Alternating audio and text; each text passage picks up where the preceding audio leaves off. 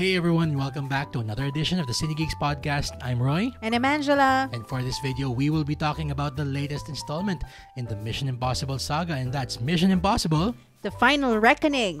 But before we continue, don't forget to like this video, subscribe to our channel, and share this video with your friends. Yes. Okay, we just got home Yeah. from the Philippine premiere of Mission Impossible: The Final Reckoning. Hindi secret sa iyo at sa mga kilala natin Sa Nethersphere. kung gaano ako ka-huge fan nitong saga na to. Yes. Tipong Super fan lang yes. naman. Actually, kung tutuusin, yung isa sa mga installment na itong scene na to, or itong franchise na to, actually helped me lose a crap ton of weight. Na-inspire ka dun sa takbo ni Tom Cruise. Oo, back in 2018, pagkatapos nating, literal siya, pagkatapos nating panoorin yung Fallout. Ano yun hapon yun sa MOA. Pinanood natin siya, opening day. Of course. Tapos, parang, alam ko, kakakuha pa lang natin nung, yung mga membership sa Slimmers World nun. Slimmers World? Pero hindi natin siya ginagamit. Parang binili pa lang natin siya, pero hindi natin siya ginagamit. Pero pagkatapos natin siyang mapanood dito, doon nung hapon na yon, takbo tayo bigla ng Slimmers sa Mega Mall. So, bigla Tabakbo ka ala Tom Cruise, ala yung Tom Cruise. ganun. Oo, and yeah, the rest is history. So, yun lang naman ang importance na. Ikaw ba? Ano mo sa Mission Impossible na franchise? Nakaka-inspire yung mga female figure nitong franchise na to. Yes, oo. Especially super. Ilsa Faust. Siya talaga yung pinaka-favorite kong character. Ilsa Faust. Parang siya yung Vesper ni James Ethan. Bond. Oo, tama. Hindi si hindi si Michelle Monaghan Hindi si Julia Stiles. Julia Stiles. Si Julia Hunt pala. Sabi ko Julia Stiles. Julia Stiles. What? Ay, naalala ko nga pala, speaking of yung female characters na sobrang yung strong. Ito, ano pa to, way back 2011, yung sa Ghost Protocol. Naalala ko nun, crush ko nun dati siya, Paula Patton. Oo, kaya bigla na siyang nag-disappear na. Oo nga, ano nangyari dun? Ewan ko. Sa karakter niya? Ewan ko yun, wala na Parang din. hindi siya properly written off, no? That's true. Pero let's, just dive into it. Ange, what did you think of Mission Impossible: The Final Reckoning? Unang-una, let me just address this kasi nangangati yung utak ko Sorry Sige. Pero, di ba, binago nila yung title nung Mission Impossible 7. Yes. Ginawa nilang from Dead Reckoning, ginawa nilang Dead Reckoning Part 1. Ayan, proof na ang original title niya talaga dapat Mission Impossible: Dead Reckoning Part 1. Binago pa yan kasi dapat Dead Reckoning lang. Dapat Dead Reckoning lang. And then, nilagyan nila ng Part 1. Part 1. Kasi nga, yung pala, hahatiin nila yung final movie. True. Nagiging two-parter siya. Diba? So, kaya meron ako dito biglang collector's edition na steelbook na may part 1 pa. Anyway. Ang expectation ko, given that title, is magiging Dead Reckoning Part 2. Ito. And then, nawala yung Part 1, Part 2 in this title. Tapos, naging Final Reckoning na lang siya. True. So, para saan yung Part 1? Yun yung question ko. Sorry. Yun yung question ko. Sige. We're gonna dive into yung mga ganong aspect ng sine. Maya-mayang konti. Okay. Pero let's just start with, the things that I'll say, sige, I loved about this. Okay. Okay? At 60 plus years old, my God, Tom Cruise is still stunting the hell out of his movies. Just give him an Oscar already. Di ba magkakaroon na ng Oscar for stunts? Ito na yun. Sige na, bigyan niyo na kay Tom. Bigyan niya na kay Tom Cruise. Alam mo yung... Bago pa siya magkaroon ng permanent damage.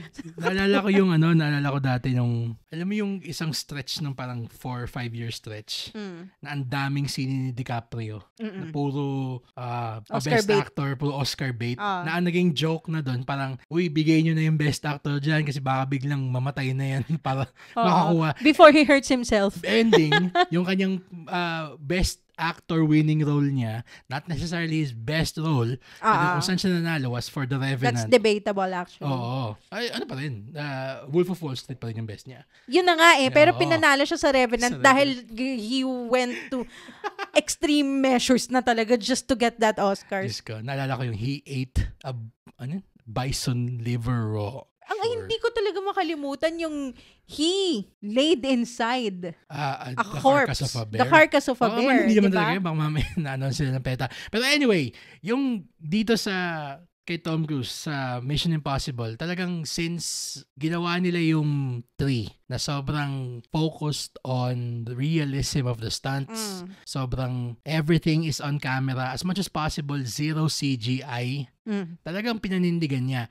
Etong Dead Reckoning, yung kanyang parang piece de resistance na stunt doon, yung tumalon siya sa yung bangin na nakamotor siya. Obvious na CGI yun. Pero, papagbibigyan ko siya personally kasi pandemic nun. Yes. So, talagang lahat ng pwedeng work around, ginawa nila. And for what it's worth, Dead Reckoning Part 1, or Dead Reckoning na lang, was entertaining although flawed. Or The Final Reckoning Part 1. Naguguluhan talaga ako dun sa title. Pero yun ang masasabi ko sa kanya. Talagang the dedication of Tom to the stunts and the rest of the cast na kita natin yung dedication nila to talagang making sure that the action is as crisp and as hard-hitting as possible.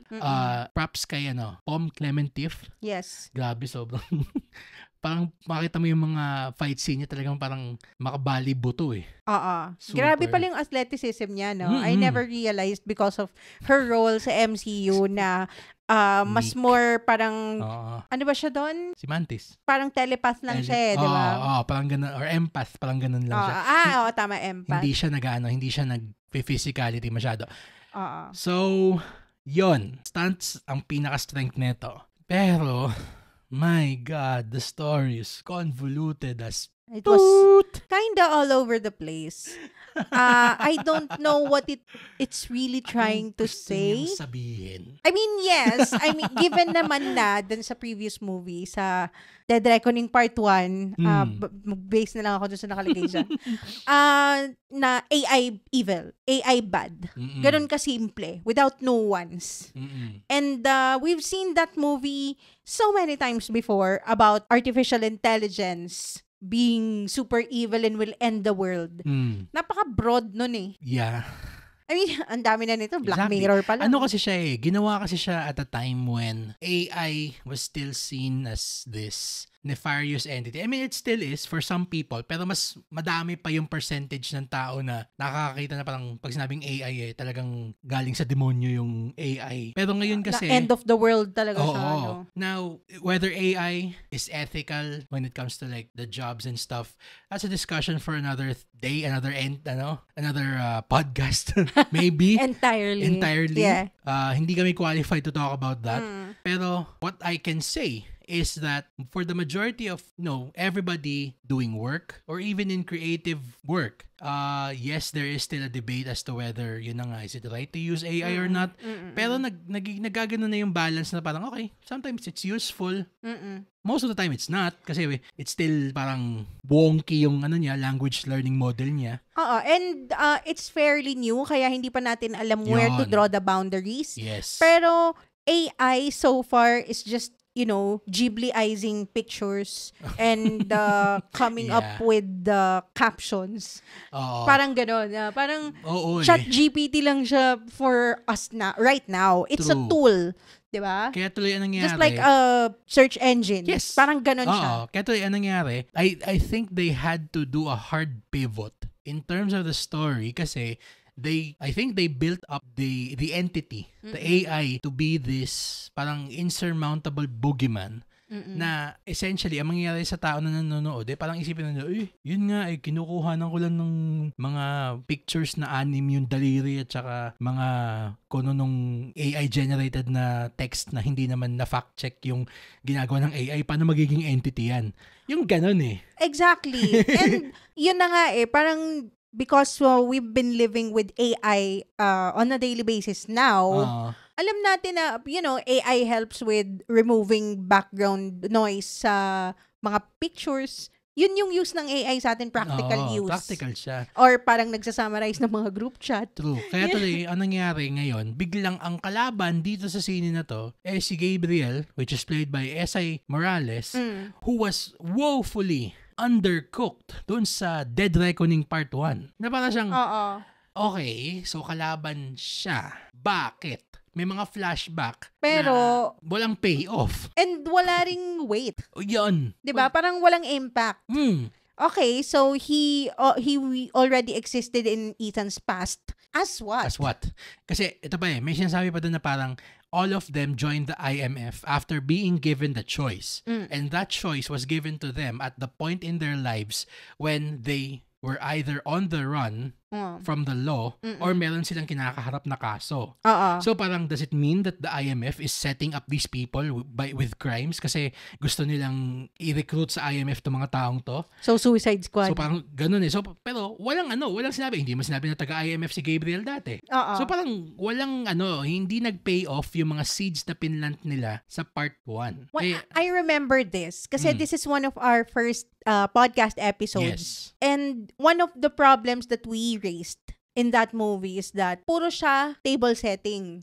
So parang it presented more questions than answers. And that's fine. Fine kasi it's part 1, supposedly. Na dito nga natin mareresolve lahat ng mga pinresent nila. Kaso, ayun nga, 'di ba?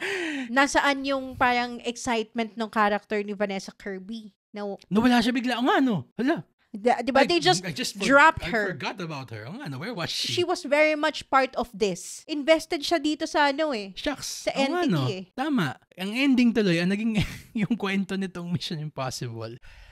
How great is Tom Cruise?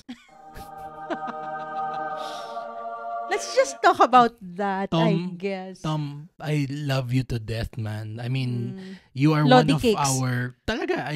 of our greatest living movie stars. I mean, Top Gun. One of the last remaining movie stars. He is, the last of a dying breed.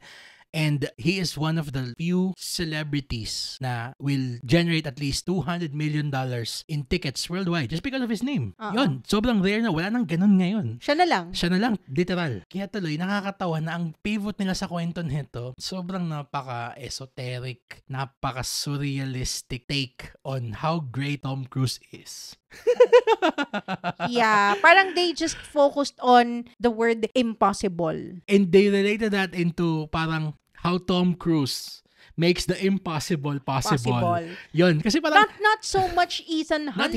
No. Kasi yun nga yung hinahanap ko the character and the journey he's gone through, all the people he lost, 'di ba? Just the last movie na namatay si Ilsa. So parang iniintay ko na magkaroon siya ng closure about that before moving on to the next girl.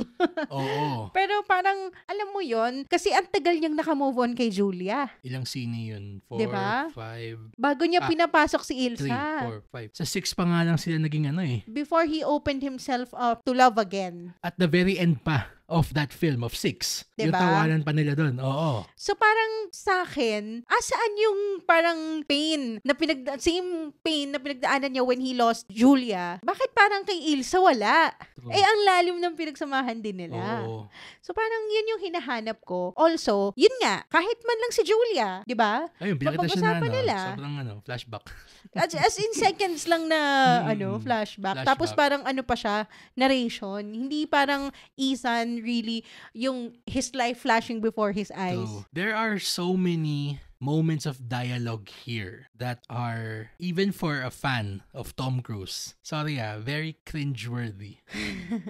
Like, there is this sequence, kasi there's a character that comes back from his past. Pinakita siya sa trailer, pero if you wanna watch it, you'll see who it is. Sinabi niya something to the effect of, nagsasorry kasi si Ethan dun sa ginawa niya dun sa character na yon, that parang forced this character to be somewhere na hindi niya gusto. And then, ang sabi ng character na yun sa kanya na parang, you know what, before that happened, I was stuck in a cage. And I was telling myself that I was happy. Yada, yada, yada. Tapos, biglang, when he did that, that was the best thing that happened to me. I mean, parang akong, Brad, unang-una, nung ginawa niya sa'yo yun dun sa Mission Impossible na scene na yun, parang, kahiya-hiya yung nangyari sa'yo nun. It was humiliating. It was humiliating what happened to you and the manner of how it happened to you. And 2, all of a sudden, biglang you're okay. Well, ako naman, Pero, I took that na parang burnt toast theory. Na parang yung ginawang kabulastugan ni Ethan na naka-apekto dun sa career niya directly, parang pivoted him to the right path. True. So parang, yun nga, nagte-thank you siya na thank you for getting me fired from my job and humiliating me. Tapos, at least, na-meet ko yung asawa ko, parang gano'n. Ako, I took that as parang Christopher McQuarrie, the director, telling Tom Cruise, thank you for saving me from a life that I thought I was happy with. Parang akong, so parang meta siya. Yun siya eh. This is what takes me away from the film. I mean, save for the stunts that, kept me engaged. Na kahit paano talagang breathtaking naman talaga. Breathtaking yung stunts talaga niya. Pero kasi pagdating sa kwento, pagdating sa dialogue, biglang it's gonna be this hagiographic depiction of not even Ethan Hunt. Paki-define naman po yung hagiographic. Ano yun?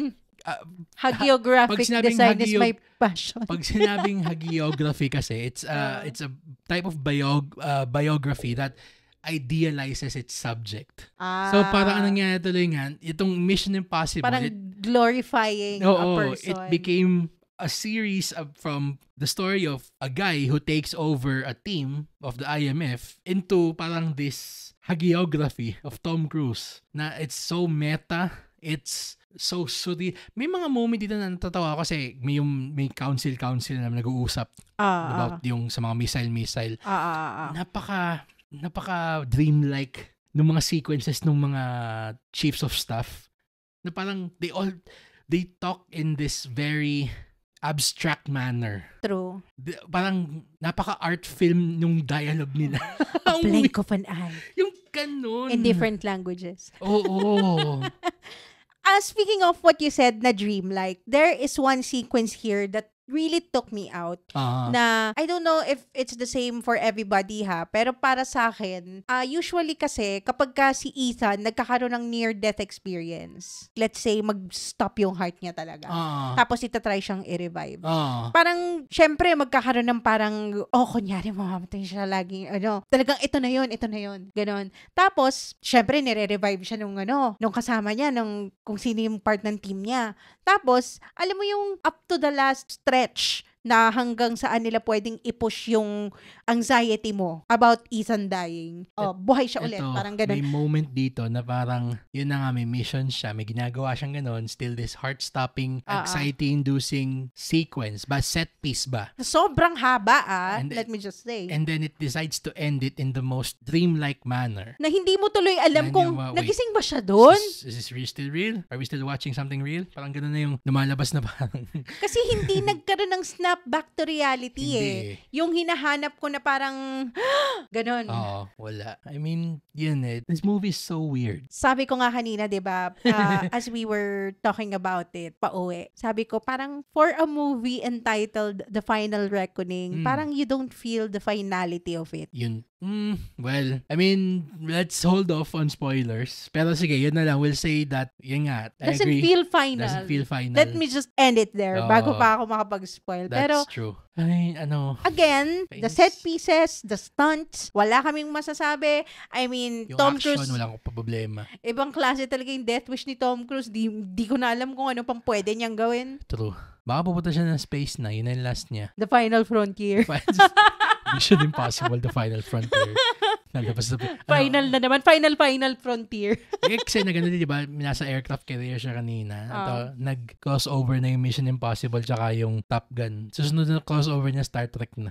Mission Impossible, The Final Frontier. Fast and Furious. Lalabas sila, Ludacris. Nasa space pa rin sila, Sila Tyrese tsaka si Ludacris. Umiikot, nag-orbit pa rin sila sa space. Yung kotse nila kapag outer space, di ba? Tatagpo silang ganun doon.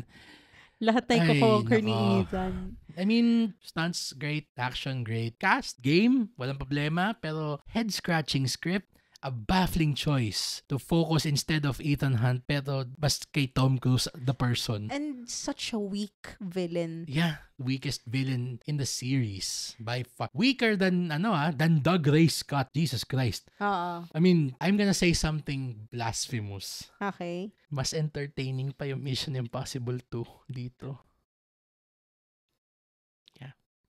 Sa stunts, hindi naman. Pero... Yung stunts pa rin talaga yung nagdala nitong movie na to. Pero sa story and the villain, pero, talagang... Ito, walang doves dito habang tumatakbo si Tom Cruise. Sa Mission Impossible 2, naglalagablab na lahat. Tumatakbo siya. Slow-mo pa. Tapos may gaganong bigla sa gilid. Oh, saan ka? Medyo na-bother John ako. Woo. Woo! Medyo na-bother ako actually dun sa sobrang daming zoom-in shots niya. Especially sa beginning. Parang it feels like a TV show. It doesn't feel cinematic for me. Pero, of course, correct naman niya. Later on. Pero yun nga parang naging disjointed tuloy. Kasi, ang habang stretch, Act 1. Alam mo yung naisip ko na lang, sige, before we wrap this up, last thoughts ko na lang, this feels like, alam mo yung mga show sa Hollywood, mga theme park. Yung parang pinuntahan natin dati sa Universal Studios sa Singapore. Yung parang yung Water World. Yung parang siyang stunt show na walang kwento. Makikita ka na ng mga tao naka-jet ski, sumasabog sa gilid, tapos nagpa-backflip, tumatalon sa tubig. Para siyang ganon. This movie a sequence of set pieces. Yes, it's a sequence of set pieces held together by a flimsy script and the weird decision to focus on its star, not even its main character. Oo eh. Yan. Parang it's really glorifying Tom Cruise, not Ethan Hunt. Na parang only Tom Cruise can save the day. That son of a gun. Only Tom Cruise can save cinema. That son of a gun did it. Yeah, that son of a gun. Pero, I mean, if you're a fan of the series, you owe it to see this one in the cinema. Kasi, I mean, the last big set piece was still White Knuckle. Yung pinapakita sa trailer niya sa aeroplano. Yeah. Exciting pa rin siya. It's not the helicopter chase in Fallout, pero still exciting nonetheless. Pero we have seen that before. Yeah, better. Yeah, mas exciting pa rin yung una. True. Para sa akin. True. And Henry Cavill, of course. Mas compelling pa siyang villain. Actually. So, for Mission Impossible, The Final Reckoning, anong grade natin? Solid B+. Yeah. Just for the stunts. I agree. Yeah. Alam mo yung dalang-dala siya nung yung death wish ni Tom Cruise. Tsaka yung stunt work na itong gumawa dito. So, that's it for our review of Mission Impossible, The Final Reckoning. If you've seen it, tell us what you thought about it in the comments below. Or if not, tell us what your favorite Mission Impossible installment is so far. Tsaka ano yung favorite yung set piece in any Mission Impossible movie? Or kung ano yung favorite yung team member, favorite yung kalaban. Diba? At saka ito, may question ako. Sige. If you have watched all of the movies including this one, ano sa tingin nyo? Magkakaroon pa ba ng susunod? Or i-rank nyo. Whatever you want to tell us about the Mission Impossible saga, tell us in the comments below. And maybe we'll read it on our next episode. Ooh. Okay, so for the Cinegeeks podcast, this is Roy. And Angela. And we'll see you in the next one.